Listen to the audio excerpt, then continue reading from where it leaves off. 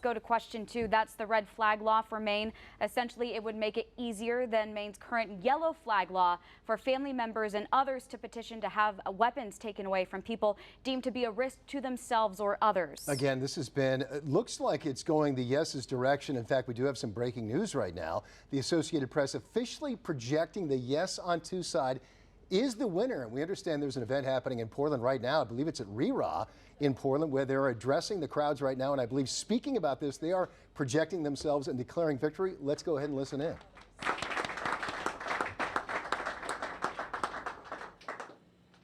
Tomorrow is the concern of others who may have worked against us and against the people of Maine and their safety. But tonight is for us.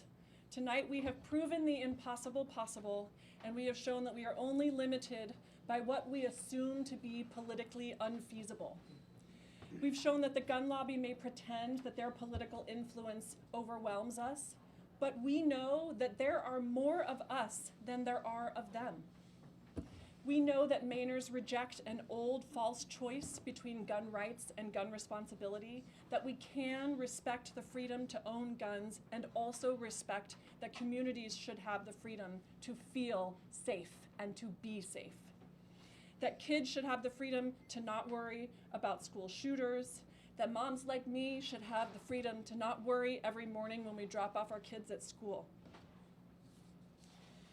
Creating a safer future is a choice. It is a choice that all of us together in this movement make every day. Thank you so much for your support. Thank you for all of your efforts. Thank you for being here. Thank you for being a part of this incredible movement, both tonight and in the days, months, and years to come. On behalf of the entire board of the Maine Gun Safety Coalition and our partners across the state and across the country, welcome, welcome to this movement. We have more work to do, but tonight we celebrate.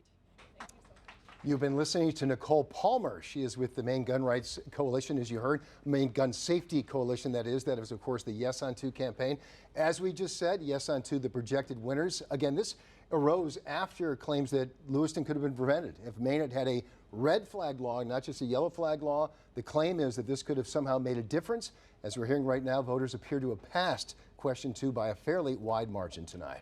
And now we're going to go to Sam DeCoste, who is reporting in Augusta for us. He is covering the no on the red flag law. Sam, what are you hearing there in Augusta? Well, Greg and Stephanie, from what the AP has shown us tonight, there were about 95,000 Mainers that voted no on 2 tonight. And they voted no on 2 because it's very clear that for them, the yellow flag law is good enough and it works and it keeps Mainers safe already. But the debate around question 2 coming into the night was if a red flag law would prevent tragedies like Lewiston, the mass shooting there from 2 years ago, from ever happening again. Some believe a red flag law is necessary to do so, and that's what the voters said tonight. But according to the Maine Department of Public Safety, there were 1,154 yellow flag cases completed in the state since 2020. 81 of them happened before the Lewiston shooting, the rest coming after. People who voted no on 2 tonight feared that a new law would do more harm than good and infringe on people's right to due process to own a gun. I think people who are supporters of the Second Amendment would agree with me on that, but I kind of side with Janet Mills on the yellow flag laws that we have now are they're not a step too far. It's a happy medium. Somebody who may have an issue to go blame somebody for being dangerous, and there aren't any kind of protections for the person who's being blamed.